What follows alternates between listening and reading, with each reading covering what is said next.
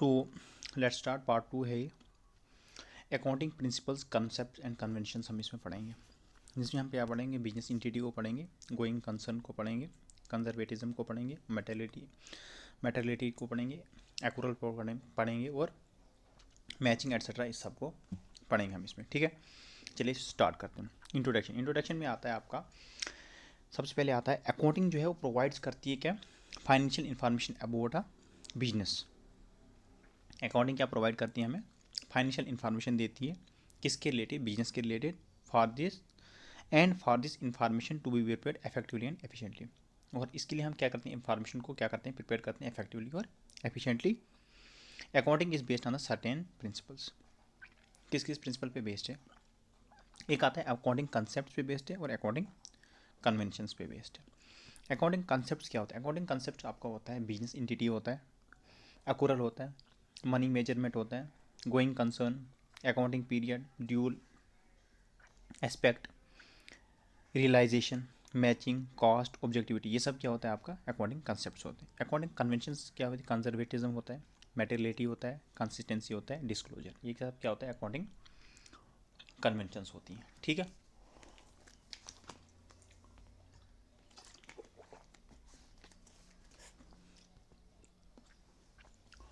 Accounting क्या provide करती है, हमें फाइनेंशियल इंफॉर्मेशन प्रोवाइड करती है about a business and for the information to be prepared effectively and efficiently. दो प्रिंसिपल पे बेस्ड है, अकाउंटिंग कंसेप्ट और accounting convention. These accounting principles, concepts, and conventions are commonly known as GAAP, accounting principle और conventions, accounting convention दोनों को जब हम commonly क्या बोलते हैं, GAP बोलते हैं। GAP क्या होता है, generally accepted accounting principles, generally accepted accounting principle. अब अगर हम बात करेंगे बिजनेस इंटिटी कंसेप्ट के बारे में, इसके बारे में बिजनेस इंटिटी कंसेप्ट के बारे में, ये क्या है, this concept assumes that business and its owner business and its owners are two separate independent entities. क्या है, बिजनेस इंटिटी कंसेप्ट क्या बोलते हैं हमें कि ये एज्यूम क्या करता है कि बिजनेस और इसका जो ऑनर होगा वो क्या है, दो सेपरेट इंडिपेंडेंट इंटिटीज़ होती है। ठीक है, एक्यूरल कंसेप्ट हमें क्या बोलता है, एक्यूरल कंसेप्ट हमें बोलता है, this concept states that revenues and expenses are recorded in the period, revenues or expenses are recorded in the period, जो revenues are recorded in the period, they are earned and incurred respective of the whether the cash is actually received or paid by the enterprise, also known as mercantile system of accounting। इसी चीज़ को हम क्या कहते हैं, mercantile system of accounting कहते हैं। क्या कहते हैं, mercantile system of accounting कहते हैं। ठीक है, मर्चेंटाइज सिस्टम ऑफ अकाउंटिंग कहते हैं किसको, एक्यूरल कंसेप्ट को मर्चेंटाइज सिस्टम ऑफ अकाउंटिंग कहते हैं। ये क्या होता है, दिस कंसेप्ट स्टेट्स दैट जो रेवेन्यूज और एक्सपेंसेस होते हैं वो रिकॉर्ड किए जाते हैं इन द पीरियड, किस पीरियड में रिकॉर्ड किए जाते हैं, in which they are earned and incurred, जहाँ जब वो अर्न किए जाते हैं और इनकर्ड किए जाते हैं, एक्सपेंस किए जाते हैं, उस टाइम ये जो रेवेन्यूज और एक्सपेंसेस होते हैं रिकॉर्ड किए जाते हैं। इस कंसेप्ट को क्या कहते हैं, एक्यूरल कंसेप्ट कहते हैं। Whether the cash is actually received or paid by the enterprise, चाहे जो कैश होगा वो पेड किया होगा या रिसीव किया होगा, एक्चुअली इंटरप्राइज ने किया होगा या नहीं किया होगा, लेकिन इरेस्पेक्टिव ये इसमें मैटर नहीं करता है, बट पेमेंट जो है वो अर्न या इनकर्ड हुई है उसमें मैटर करता है। इसीलिए इसको हम क्या कहते हैं, मर्चेंटाइल सिस्टम ऑफ अकाउंटिंग भी कहते हैं। नंबर थर्ड पे आता है आपका money measurement concept. Money measurement concept क्या होता है, दिस कंसेप्ट स्टेट्स दैट, ये क्या बोलता है concept, that only those transactions which can be expressed in monetary terms. क्या बोलता है कि सिर्फ वही जो ट्रांजेक्शंस एक्सप्रेस की जाएगी मॉनेटरी टर्म्स में, should be recorded in the books of accounts which can be express in monetary. जो ट्रांजेक्शंस मॉनेटरी टर्म्स में एक्सप्रेस की जाएगी, जो ट्रांजेक्शंस वही जो ट्रांजेक्शंस अकाउंट्स में मॉनेटरी टर्म्स में एक्सप्रेस की जाएगी उनको ही रिकॉर्ड किया जाएगा, कहाँ पे, बुक्स ऑफ अकाउंट, उसको हम कहते हैं money measurement concept. Fourth number पे आता है going concern concept. This concept states that a business firm would continue to carry out its operation indefinitely for a longer period of time and would not be liquidated in the foreseeable future. Accounting period concept क्या होता है? Accounting period concept होता है users require information at regular intervals. Accounting period concept होता है जो user होंगे वो क्या करते हैं, रिक्वायर्स, उनको क्या होती है, रिक्वायर्स होती है इन्फॉर्मेशन रेगुलर इंटरवल्स पे इन्फॉर्मेशन रिक्वायर्स होती है। उसके बाद no film can wait for long to know the financial results because various decisions are to be taken at regular intervals on the basis of such information. Hence, the financial statements are prepared normally after a period or interval of 1 year so that timely information is made available to the users.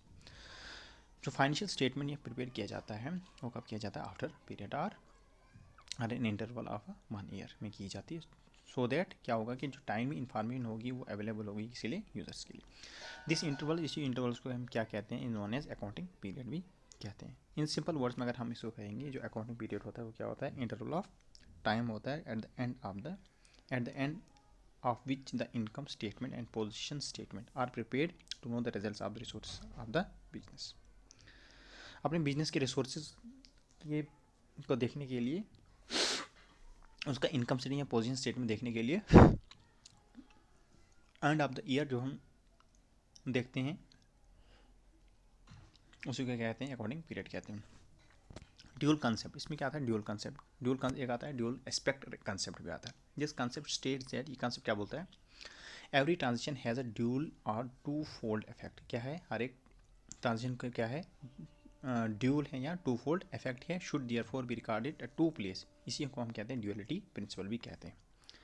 उसके बाद आता है आपका realisation concept. Realisation concept क्या, also known as revenue recognition concept. Realisation concept को revenue recognition concept भी कहते हैं। क्या कहते हैं, revenue recognition concept. Revenue recognition concept, dual concept, realisation concept को कहते हैं। Revenue is recognise only when it is realise. Revenue तभी रिकग्नाइज किया जब ये रियलाइज किया जाएगा, इसको कहते हैं रियलाइजेशन पीरियड। मैचिंग कंसेप्ट क्या होता है, according to this concept expenses related to the revenue should be recognise in the same period. जो expense to related to revenue वो कब रिकग्नाइज किए जाएंगे, उसी पीरियड में in which the revenue is to be, जब रेवेन्यू को recognise किया जाता है जाएगा।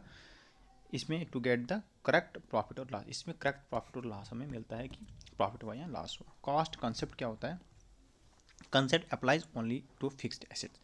फिक्स्ड एसेट्स के लिए एक कंसेप्ट को क्या किया जाता है, अप्लाई किया जाता है, कास्ट कंसेप्ट को। इसी को कहते हैं also known as historical cost concept. इसी को क्या कहते हैं, हिस्टोरिकल कास्ट कंसेप्ट भी कहते हैं। किसको, कास्ट कंसेप्ट। कास्ट कंसेप्ट को हिस्टोरिकल कास्ट कंसेप्ट भी कहते हैं। The fixed assets of a business are recorded at is original cost in case of initial recognition, subsequently recorded after charging depreciation. No rise or fall in market price is in taken into account. उसके बाद आता है objectivity concept. Objectivity concept में क्या आता है आपका, this concept state that the financial transaction should be objective in nature. Financial transaction क्या होनी चाहिए, ऑब्जेक्टिव इन नेचर होनी चाहिए, objective concept. In other word, the financial transaction should be unbiased and should be based on the solid evidence and not just recorded based on some kind of opinion. Conservatism में क्या होता है, as per this convention all the prospective losses are taken into consideration but not all prospective profits. In other words, anticipate no profits but provide for all possible losses, also known, इसी को हम principle of prudence भी कहते हैं conservatism को। Conservatism क्या होता है, as per the convention all prospective losses are taken into consideration। prospective losses जो है वो taken into consideration की जाती हैं, but all not prospective profits। anticipate no profits but provide for the all possible losses। Materiality क्या होता है, all material facts, जो ऑल मटेरियल फैक्ट्स होते हैं should be recorded in according process. जो भी मटेरियल फैक्ट्स होते हैं उनको क्या किया जाता है, रिकॉर्ड किया जाता है उनका अकाउंटिंग में। उसको क्या कहते हैं हम, उसको हम कहते हैं आपका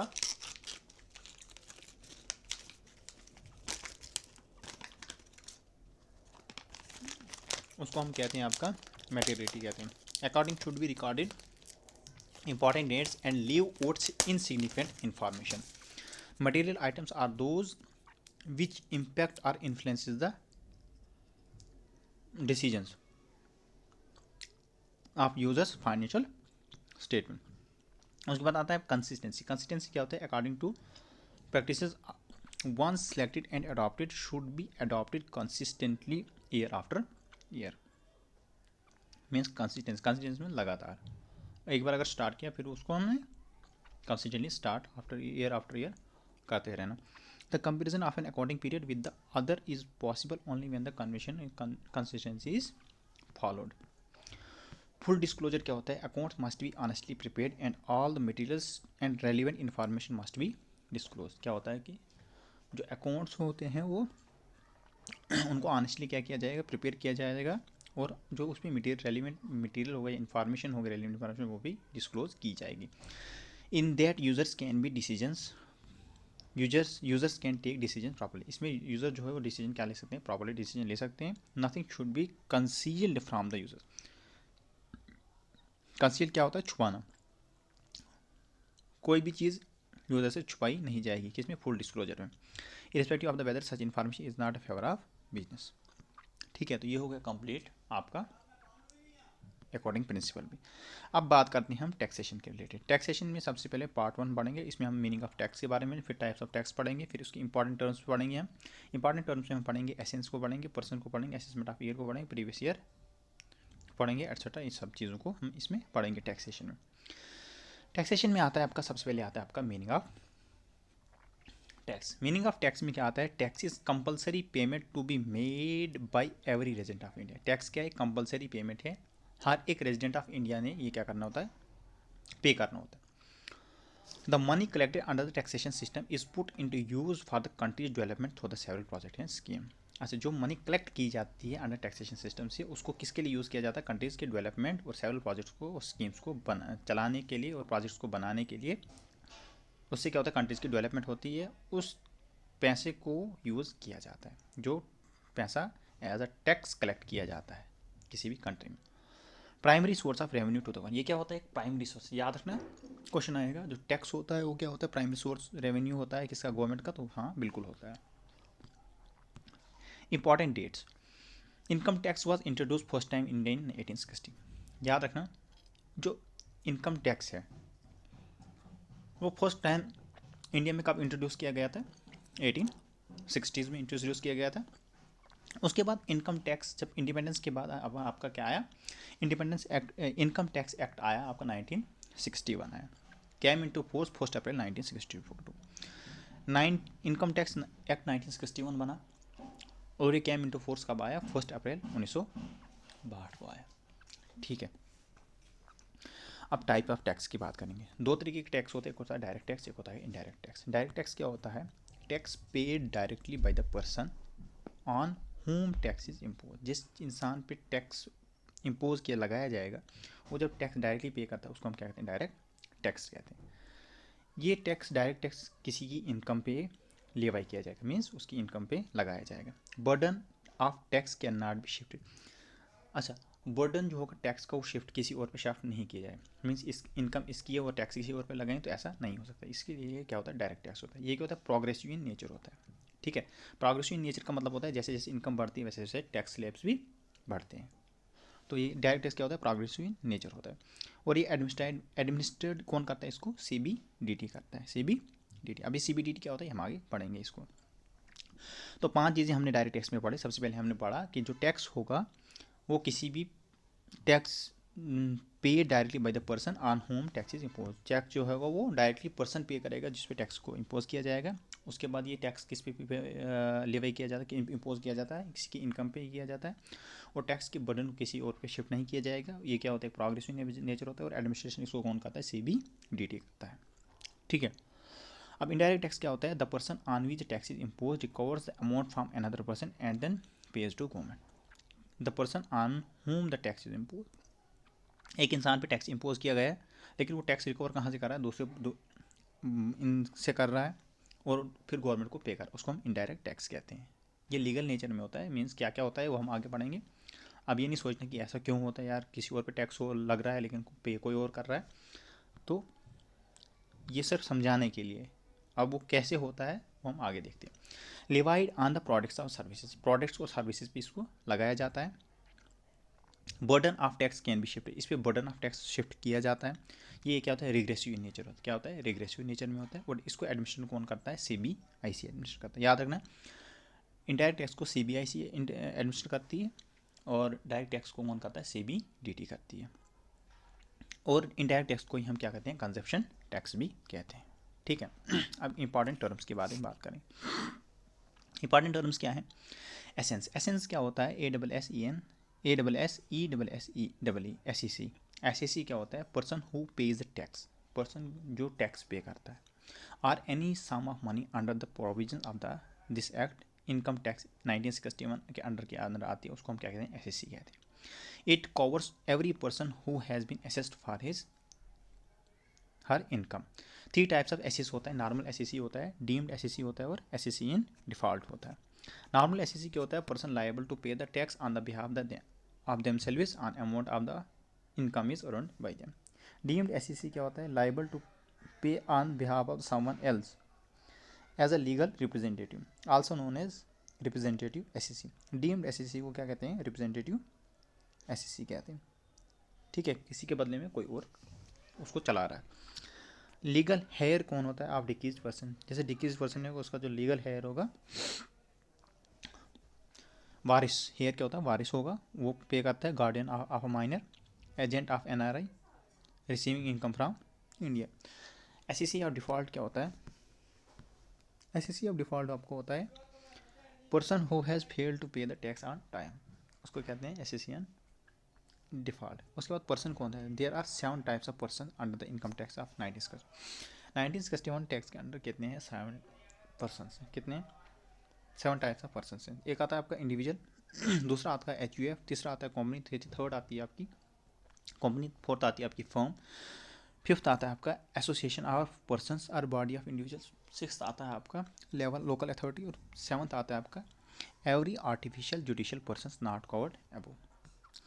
इंडिविजुअल, सबसे पहले इंडिविजुअल। इंडिविजुअल क्या होता है? मेल फीमेल गार्डियन हो सकता है, मेल फीमेल हो सकता, मेल हो सकता है, फीमेल हो सकता है, गार्डियन ऑफ माइनर हो सकता है, लीगल रिप्रेजेंटेटिव ऑफ द डिकीज हो सकता है, जो हमें डीम्ड में पढ़ा। ठीक है, डीम्ड अकाउंट SEC में पढ़ा। ठीक है, उसके बाद आता है आपका HUF। HUF क्या होता है? Hindu undivided family, all members of a family from common ancestors governed by Hindu law से गवर्न इसको किया जाता है। Members are known as coparceners, man head is known as karta. इसमें जो मैन हेड होता है उसको क्या कहते हैं? कार्ता कहते हैं।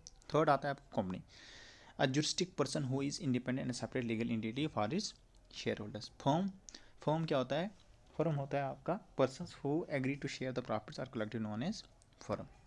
उसके बाद association of person body or individual. Association of persons क्या होता है? Persons combine together for a common purpose.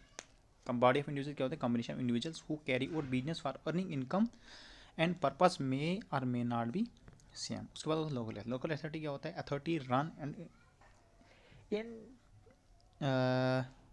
इंटेस्टेड by government such municipality, panchayat etcetera.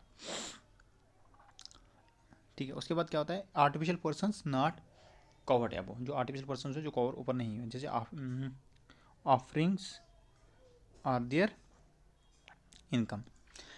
Entities which are not natural process, जो natural process but separate entities as per the law, they can be sued through process managing them, for example deity, idols who are managed through priest etc.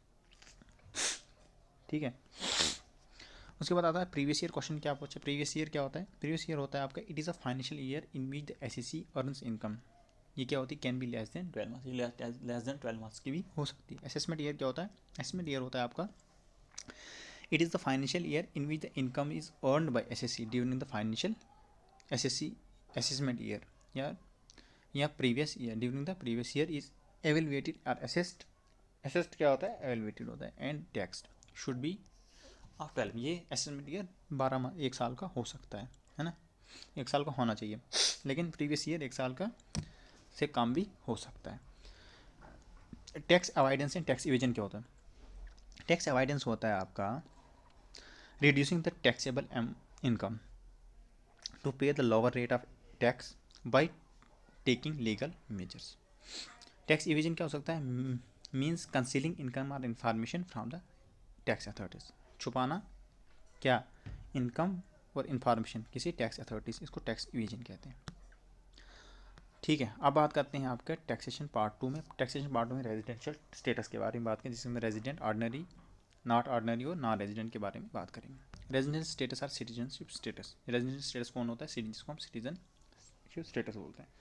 Citizen क्या होता है? A person who is member of the particular country and who has rights because of being born there. Resident क्या होता है? A person who lives somewhere permanently or on a long term basis. Residential status क्या होता है? The determination of residential status of a person is very important for the purpose of the levy of income tax, since income tax is levied based on the residential status of a tax of a two prior residence। उसके बाद residential status क्या होता है? Residential status आपका होता है, एक resident होता है, एक नॉन रेजिडेंट होता है। रेजिडेंट होता है ऑर्डनरी रेजिडेंट हो सकता है, नॉन ऑर्डनरी रेजिडेंट भी हो सकता है, ठीक है। रेजिडेंट क्या होता है? A tax payer would qualify as a resident of India if he satisfies one of the following two condition. Tax payer would be qualified as a resident of India if he satisfy one of the two qualify. दो condition, एक condition अगर वो follow करेगा तो उसको हम क्या बोलेंगे? टैक्स, उसको हम रेजिडेंट ऑफ इंडिया बोलेंगे। Stay in India for a year is 182 days or more than previous year. Stay in India for the immediately 4 preceding years in 365 days or more than 60 days or more than relevant previous years. If both the above conditions are not satisfied then the individual is a non resident। अगर वो दोनों condition satisfy नहीं हुई तो individual क्या होगा? Non resident होगा। उसके बाद आता है आपका ऑर्डिनरी सिटीजन। ऑर्डिनरी सिटीजन क्या होता है? A resident individual will be treated as a ordinary resident in India during the year if he satisfy both the following conditions. He is resident in India for at least 2 years out of 10 years immediately preceding the relevant years, plus his stay in India is for 30 days or more during the 7 years immediately preceding the relevant years। Means if the person satisfies none or any of the above conditions then he becomes a resident but not ordinary resident। उसके बाद आता है आपका residential status. Residential status होता है, basic conditions क्या होती है रेजिडेंशियल स्टेटस की? स्टे होना चाहिए इंडिया में ग्रेटर देन 182 days में इन प्रीवियस ईयर, और stay in India greater than 60 days in previous year, plus क्या होना चाहिए इसके साथ में? उसको stay in India greater than or equal to 365 days in the preceding 4 financial years में। इसको हम नॉन रेजिडेंट, अगर नहीं होगा ऐसा तो नॉन रेजिडेंट होगा ये, ठीक है। अगर होगा तो रेजिडेंट होगा। Resident in India for at least 2 years out of 10 years immediately preceding the previous year, plus stay in India for 730 days और मोर during 7 years immediately preceding the previous years. Further conditions ये हो सकती हैं, और अगर हाँ अगर ऐसे ये कंडीशन फॉलो करेगा तो ये ऑर्डिनरी रेजिडेंट होगा, और नहीं करेगी दो कंडीशंस फॉलो तो ये नॉन ऑर्डिनरी रेजिडेंट होगा। Important note to remember, both the day of departure and arrivals are counted as the stay in India, ठीक है। डिपार्चर कब हुआ है और अराइवल कब आया, पहुंचा इंडिया में, दोनों को क्या किया जाता है? काउंट किया जाता है किस में? स्टे इन इंडिया में काउंट किया जाता है, ठीक है। वहाँ से डिपार्ट जब होगा वो भी इंडिया में ही काउंट किया जाएगा, और जब यहाँ पे पहुँचा वो भी काउंट किया जाएगा, दोनों को काउंट किया जाएगा, ठीक है। अब बात करते हैं टैक्सेशन में हेड्स ऑफ इनकम की, डिफरेंट स्लेब्स की, और उसके बाद डिफरेंट स्लेब रेट्स की, कैटेगरीज ऑफ इंडिविजुअल्स की, और कैलकुलेशन ऑफ टैक्स की।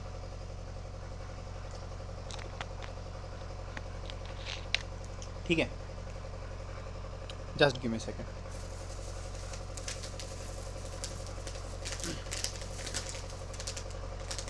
अगर थोड़ा आवाज़ नहीं आ रही होगी मेरी, क्योंकि मशीन लगी हुई है बाहर, मैंने भी अभी लगाई है, तो मुझे अगर सुनाई नहीं दिया होगा तो मैं दोबारा इस लेक्चर को रिकॉर्ड करूँगा, ठीक है।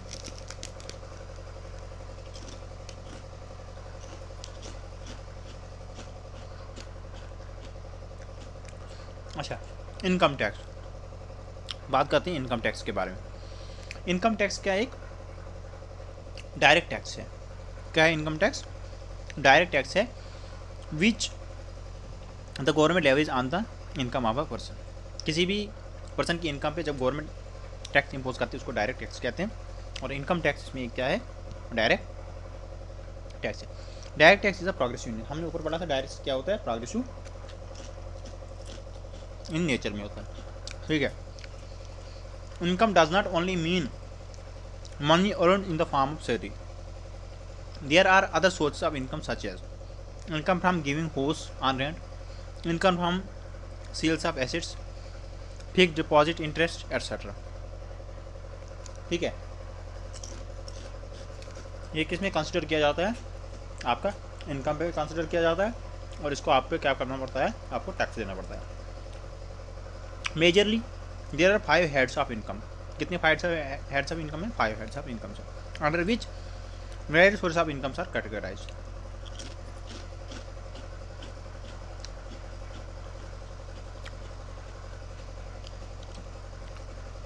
सोर्सेज क्या होता है?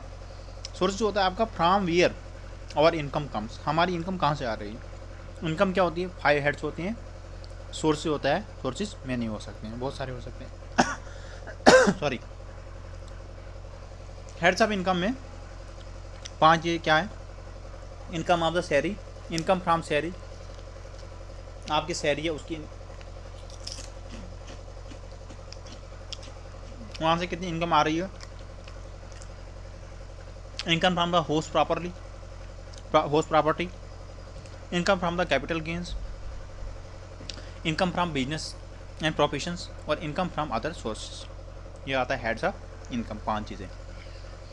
इनकम फ्रॉम द सैलरी से आता है आपका सैलरी, पेंशन जो होती है आपकी, आप उससे कितना पैसा कमा रहे हो, कितना पैसा मिल रहा है आपको। अगर वो इनकम टैक्स स्लैब में आ रहा है तो आपको उस पर टैक्स देना पड़ेगा, इनकम टैक्स देना पड़ेगा। दूसरा होस्ट प्रॉपर्टी से, जब अगर आपने किसी को क्या दिया, earn by the assets from his property, अगर आपने रेंट पे दिया है या किसी और चीज़ पे दिया है तो उस पर जो आपका, उससे आपकी जो इनकम अर्न हो रही है उस पर भी आपको टैक्स देना पड़ेगा, वो टैक्स स्लैब के अंडर आ रही है। तो capital gains means income for the sale of capital assets, capital asset आपने सेल किए, शेयर्स हैं आपके पास, उस पर भी आपको टैक्स देना पड़ेगा। Business and professions, self employed person है कोई, फॉर एग्जाम्पल डॉक्टर से, LIC एजेंट से, लायर्स एट्सेट्रा, ये सब क्या होते हैं? उनको भी टैक्स देना पड़ता है। अदर सोर्सेज जैसे फिक्स डिपॉजिट, इंटरेस्ट से जो आप पैसा आता है उस पर आपको इंटरेस्ट देना पड़ेगा। सेविंग इंटरेस्ट से, लॉटरी इनकम से, डिविडेंड इनकम से, सबसे इस पर क्या देना पड़ेगा? आपको टैक्स देना पड़ता है। How income tax levies tax in India, तो इनकम टैक्स कैसे लेवाई किया जाता है इंडिया में? Tax system of India follows income the slabs of levying the tax on the income on individual or non individual, different rates apply to different range of income which is called as income tax slab. इसको हम income tax slabs कहते हैं, क्योंकि range of income के हिसाब से ही income tax लगाया जाता है। The slabs of income tax change from year two year, जो स्लैब ऑफ टैक्स जो होती है वो ईयर टू ईयर चेंज होते रहते हैं। Categorically individual as per the income tax act, individual having the age less than 60 years होनी चाहिए, individuals between the age of 60 to 80 years, इसके लिए अलग टैक्स स्लैब्स होते हैं। Individuals having the age more than 80 years, इसके लिए tax slab क्या होते हैं? अलग होते हैं। ठीक है, 3 तरीके के कैटेगरीज इंडिविजुअल्स होते हैं, एक लेस देन 60, एक 60 से 80 के बीच में, और एक 80 से ऊपर के बीच में। लेस देन 60 ईयर का होगा तो उसके लिए इनकम टैक्स स्लैब्स क्या होते हैं? वो अलग होते हैं। अब ये जो है ये ओल्ड डेटा है, ये अब चेंज हो गया है।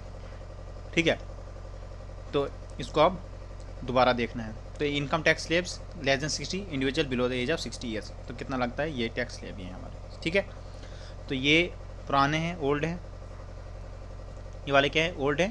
तो ये अब चेंज हो चुके हैं, तो ये अब आप दोबारा देखना है। ठीक है, ये चेंज हो चुके हैं, दोबारा देखना है इनको। ठीक है, एज बिटवीन 60 to 80 ईयर्स के बीच में अगर होगा तो, अगर इसकी इनकम 3 लाख से ज़्यादा 5 लाख तक 5% लगेगा, 5 लाख से 10 लाख तक 20% लगेगा, और इससे ऊपर क्या लगेगा? 30% लगेगा। ग्रेटर देन एज 80 होगा तो 5 से 10 में 20% लगेगा, और 10 से ऊपर 30% लगेगा। Calculate tax on the income of 6 lakhs of mister x who is 54 year old. तो 54 ईयर ओल्ड का बंदा है कोई, उसको हम बोल रहा है कि उसकी जो टोटल इनकम कितनी है? 6 लाख है, तो उसको कितना टोटल टैक्स पे करना पड़ेगा? तो हमें पता है कि 54 ईयर ओल्ड के बंदे जिस 60 ईयर से नीचे आता है तो इसका जो टैक्स स्लैब होता है वो अब चेंज हो चुका है। तो अगर मैं पुराने फार्मूले से ही निकालूंगा इसको 6 लाख को, तो मुझे पता है कि 6 लाख तक कितना लगता है? तो आपका 20% लगता है। ठीक है, 20%। तो पहले मेरा कितना लगेगा, पहले लगेगा 2.5 लाख से 5 लाख तक कितना लगेगा मेरा, 5% लगेगा। तो पहले 6 लाख का 5% कितना आता है आपका 30,000 वो, और उसके बाद 20% लगेगा कितना 1 लाख, 1 लाख का 20% कितना होता है,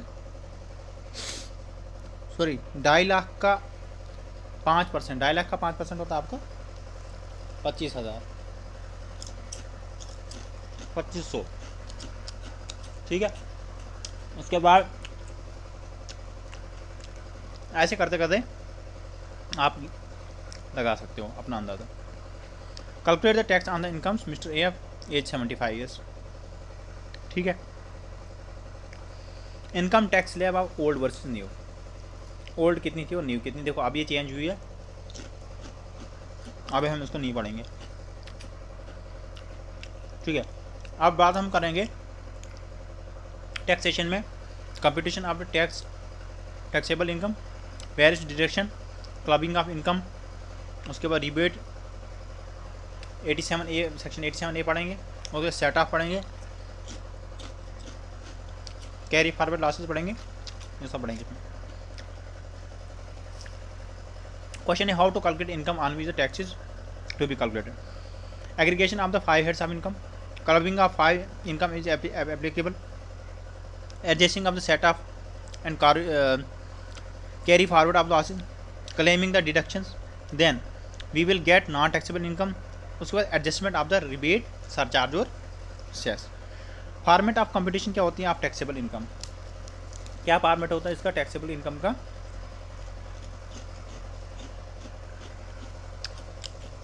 ये होता है आपका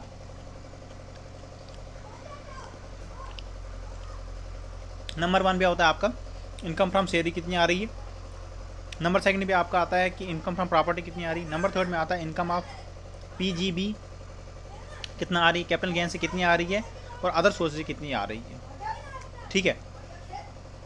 टोटल करके 1 + 2 + 3 + 4 + 5 ये क्या होता है adjustment of the set off and C पर F of grosses. Gross total income क्या होता है, less deduction under the section 87, adjustment of the set off the, ये क्या होता है ग्रॉस टोटल इनकम क्या होता है, less deduction under section 80C to 80U taxable income, tax on net income, less rebate of 87A, balance additional surcharge, total cess at the 4%, tax liability refund, ठीक है। अब क्या होता है clubbing of income, clubbing of income क्या होता है, normally a person is tax in respect to the income or by him only, however in certain special cases the income of the other person is included, that is clubbed in taxable income of the tax pair.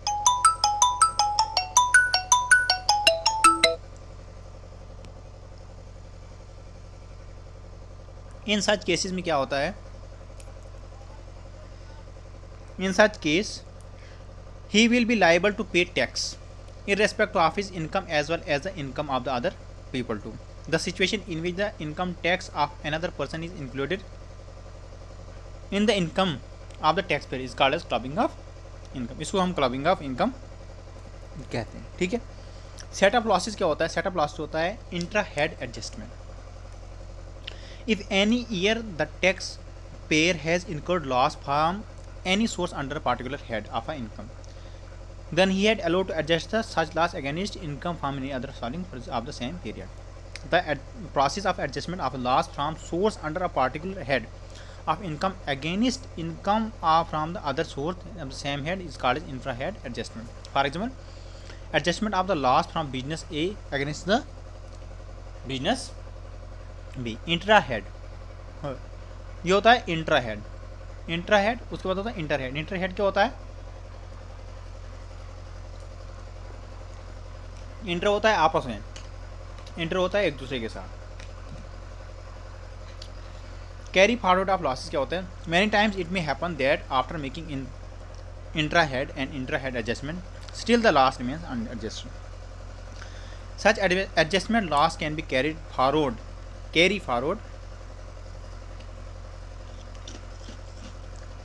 to the next year against the subsequent year's income. Income tax deduction. Section 87 ATC. Section ATC क्या बोलता है? Deduction on investments. The maximum tax exemptions limit under section 80C कितनी है? 1.5 lakh only. The various investments are expenses that can be claimed as tax deduction under section 80C are as below. PPF Public Provident Fund tax deduction हमें कहाँ से मिलती है? अगर हम PPF में लगाएंगे मीन्स पब्लिक प्रोवाइडेंट फंड में लगाएंगे, एम्प्लॉयमेंट्स प्रोवाइडेंट फंड में लगाएंगे, EPF में लगाएंगे, NSC means national savings certificates में लगाएंगे, principal repayment of home loan पे लगाएंगे, नेशनल पेंशन सिस्टम पे लगाएंगे, ट्यूशन फीस एटसेट्रा इस पे लगाएंगे। पैसा हम लगाएंगे तो हमें क्या मिलेगा? डिडक्शन मिलेगी इन्वेस्टमेंट। ठीक है।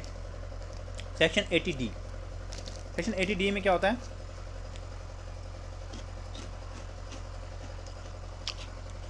Deduction for the premium paid for medical insurance.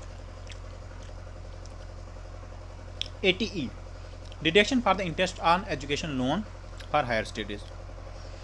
Tax deduction can be claimed under section 80E to for interest that you pay towards the education loan. ठीक है। Deduction is available for the maximum 8 years और till the interest is paid whichever is earlier. 80G क्या बोलता है? Deduction in respect of donations. 80TTA क्या बोलता है? Deduction on savings bank interest. This section provide deduction on the interest earned on your savings accounts with bank, cooperative societies or post office up to ₹10,000. No deduction for FD interest is allowed. Allowed to individual, to all individual and HPF, Hindu Union funds on the others and the other senior citizen. ठीक है। 80TTB भी मैंने अभी आपको बुलाया। 87A क्या बोलते? Rebate under 87A। इसके अंदर भी 87 के अंदर मिले सरचार्ज। सरचार्ज क्या होता है? चार्ज और additional charge, essentially tax divide on tax. Tax on tax जब होता है ना उसको हम सरचार्ज कहते हैं। It is calculated on the payable tax. Payable tax पे कैलकुलेट किया जाता है, not on income tax generated. For example if tax is impose on 30% of the income group of ₹100 लिया जाता है, the total tax would be ₹30। Then surcharge of 10% of calculate on 30 would be ₹3। तो ये हमें देना पड़ता है। अब सरचार्ज किस किस को लिया जाता है? जिसकी इनकम कितनी होती है 50 लाख से 1 करोड़ के बीच में, उसको 10% लिया जाता है। 1 करोड़ से 2 करोड़ 15%, 2 करोड़ से 5 करोड़ 25%, ऐसे फिर आगे चलता रहता है। सेस क्या होता है? ये भी स्पेसिफिक पर्पज़ के लिए लगाई जाती है। जैसे स्वच्छ भारत सेस लगाई जाती है, एजुकेशन सेस लगाई जाती है, हेल्थ सेस लगाई जाती है। ठीक है। तो करंटली कितनी है इंडिया में सेस कितनी है? तो 4% है।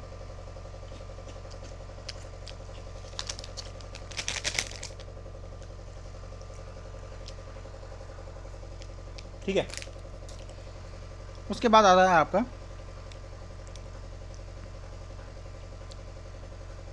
Income tax. Income tax slab rate. Tax rate divided into different category based on the income level. Cess मैंने आपको बोला एडिशनल टैक्सेस को कलेक्ट किया जाता है स्पेसिफिक पर्पज के, surcharge, tax on tax.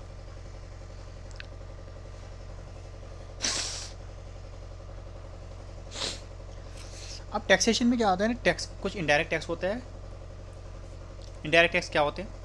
Direct tax हमने पढ़ लिया। इनडायरेक्ट टैक्स क्या होता है? उसके बाद एप्लीकेबिलिटी ऑफ GST आए। GST काउंसिल के बारे में पढ़ेंगे, GST रेट्स, वैट के बारे में पढ़ेंगे, value added tax, excise duty के बारे में, कस्टम ड्यूटी एटसेट्रा टाइप्स के बारे में पढ़ेंगे। इनडायरेक्ट टैक्स क्या होता है आपका? Indirect tax are basically taxes that can be passed on the other entity of the individual. They are usually imposed on the manufacturer or the suppliers who then passes on the tax to the customer। ये क्या होता है? Regressive in nature होते हैं। ठीक है। The person paying to the government collect the same from the ultimate consumer. This tax is charged on the goods and services. They are essentially fees that are levied equally on the taxpayers no matter of their income. So rich or poor, everyone has to pay them. Various examples of the indirect taxes are service tax, custom duty, excise duty, VAT, GST etc. ये सब क्या है तो आपके indirect tax है, याद रखना. Service tax, custom duty, service tax, custom duty, excise duty, service tax, custom duty, excise duty, VAT, GST etcetera, ये सब क्या आपके इनडायरेक्ट टैक्सेस हैं. इसी को हम कहते हैं कंजप्शन टैक्स भी कहते हैं. और ये क्या होता है, रिग्रेसिव नेचर है. एक्साइज ड्यूटी क्या होता है, charge when the goods are manufactured in India. जब भी कोई गुड्स, कोई प्रोडक्ट्स इंडिया में मैन्युफैक्चर किए जाते हैं उस पर जो ड्यूटी लगती है, टैक्स लगता है, उसको हम एक्साइज ड्यूटी करते हैं. वैट क्या होता है, VAT charge in case of intra state sales. अगर कोई प्रोडक्ट्स की क्या, गुड्स की क्या हो रही है, इंट्रा स्टेट सेल्स और एक स्टेट से दूसरी स्टेट में हो रही है, उस पर हम वैट लगाते हैं. सीएसटी क्या होता है, सीएसटी होता है charge on inter state sales. Inter में स्टेट्स के अंदर ही, और इंटर स्टेट्स में मतलब एक स्टेट से दूसरी से, इसमें सीएसटी लगता है. सर्विस क्या होता है, charge on the service render. जो सर्विस दी जाती है उस पर चार्ज लगता है, उसको सर्विस टैक्स कहते हैं. अच्छा, जीएसटी क्या होता है, गुड्स एंड सर्विस टैक्स है. ठीक है, गुड्स एंड सर्विस टैक्स क्या है, इनडायरेक्ट टैक्स है which is levied on the supply of goods and service. Goods and service की सप्लाई पे जो सर्विस लगा, टैक्स लगाया जाता है उसको हम goods and service tax GST कहते हैं. ये एक इनडायरेक्ट टैक्स है. Replace many other indirect tax such as. इसमें जीएसटी में किसको को क्लब किया गया है, वैट को, एक्साइज ड्यूटी को, सर्विस टैक्स एट्सेट्रा सबको क्लब एक जगह करके किया गया है, उसमें जीएसटी में इसको इंक्लूड कर दिया गया है. ठीक है, क्योंकि इनमें से बहुत सारे लूप होल्स से, इस वजह से इनको क्या कर दिया गया था, सबको मर्ज कर दिया गया था, किसमें, जीएसटी में मर्ज कर दिया गया. Help in abolition of the cascading effect of some expect. Cascading effect को कम करने के लिए भी इसको लगाया गया था. GST act pass in parliament on 29 मार्च 2017. 29 मार्च 1917 में जीएसटी जो है वो पास किया गया था, कहाँ पे, इंडियन पार्लियामेंट में. And came into effect 1 July 2017. और 1 जुलाई 2017 से क्या हुआ था, जीएसटी को इम्प्लीमेंट कर दिया गया था. इफेक्ट केम इनटू इफेक्ट आ गया. 29 मार्च 2017 को ये क्या आया था, पार्लियामेंट में आया था. और 4 जुलाई 2017 में क्या हुआ था, ये आपका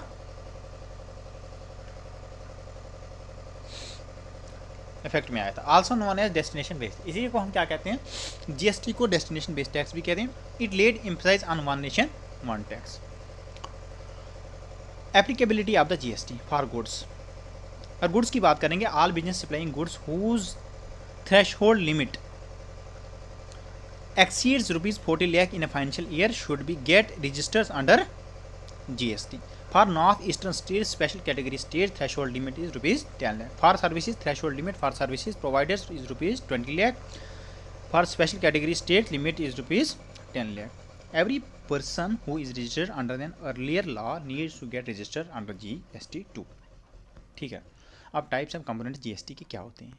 ठीक है, एक होता है state government and service tax, दूसरा होता है central government service tax, third होता है आपका integrated and goods and service tax. ये क्या है, कंपोनेंट्स हैं किसके, जीएसटी के, जिसको हम क्या कहते हैं, आईजीएसटी कहते हैं, सीजीएसटी कहते हैं और एसजीएसटी कहते हैं.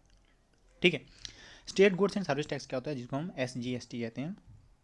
ये लिवाई किया जाता है किस पे, स्टेट गवर्नमेंट पे on intrastate sales and goods and services जो होती हैं उस पर जो लिवाई किया जाता है स्टेट गवर्नमेंट पे, इसको हम कहते हैं state goods and services tax. Revenue collected is earn by the state government. इसमें रेवेन्यू कौन कलेक्ट करता है, स्टेट गवर्नमेंट करता है. Wear the transaction is made, जहाँ पे ट्रांजेक्शन हो रही है. सीजीएसटी क्या होता है, levied by the central government on the intrastate sale of goods and services.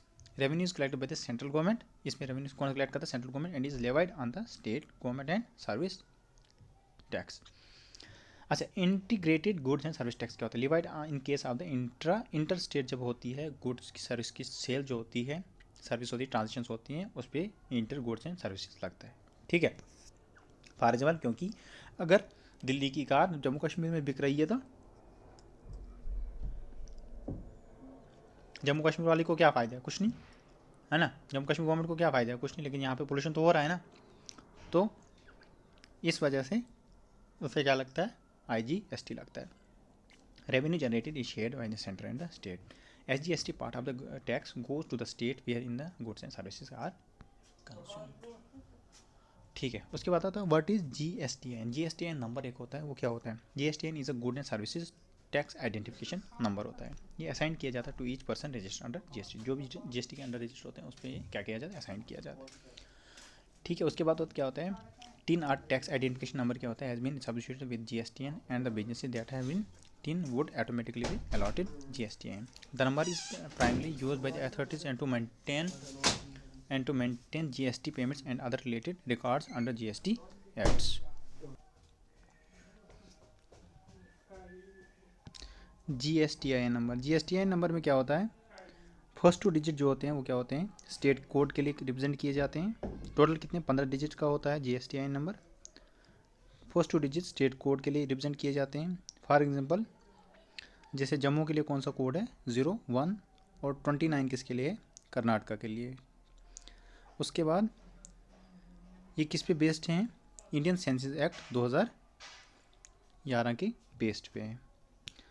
The next 10 digit will be the pan number. जो नेक्स्ट 10 डिजिट होते हैं, टोटल 15 डिजिट होता है, पहले 2 डिजिट स्टेट को रिप्रेजेंट करते हैं और नेक्स्ट 10 डिजिट नंबर जो है वो पैन नंबर को रिप्रेजेंट करते हैं, जिसके साथ GST रजिस्टर्ड होता है।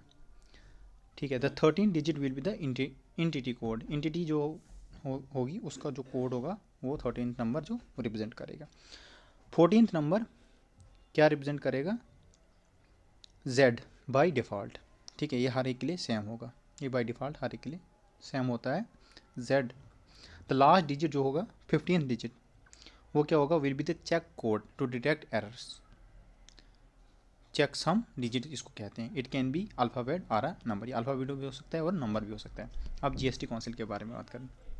GST काउंसिल की एक एपेक्स कमेटी है जो मॉडिफाई करती है, रिकॉन्साइल करती है कोई भी law regulation based on the context of the goods and services in tax in India में।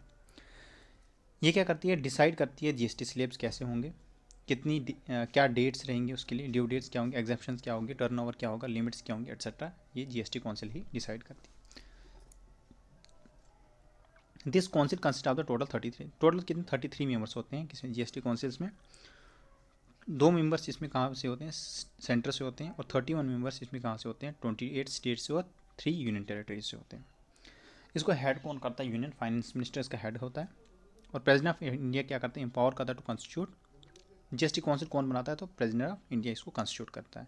एज पर द आर्टिकल कौन सा लगता है इसके लिए? 279A of the constitution of India. तो यूनियन फाइनेंस मिनिस्टर इसका क्या होता है? हेड करता है।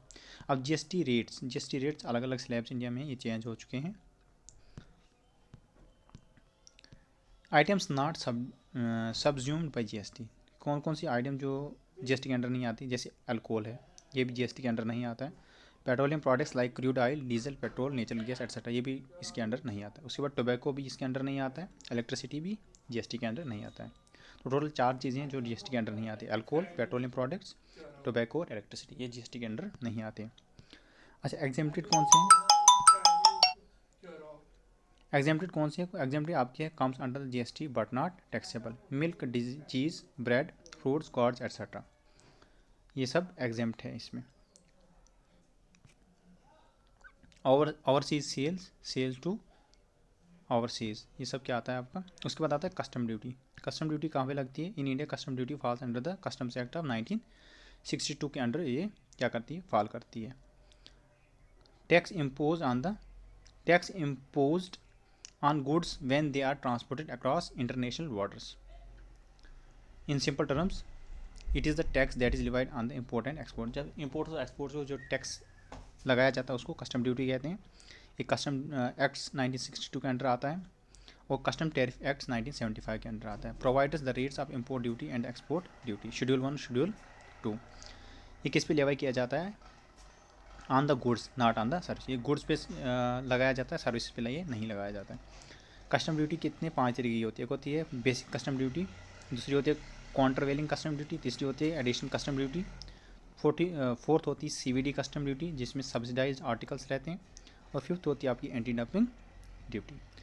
बेसिक कस्टम ड्यूटी में क्या होता है आपका? Duty impose on the value of the goods and specific rate. Number 2 पे आता है काउंटरवेलिंग ड्यूटी।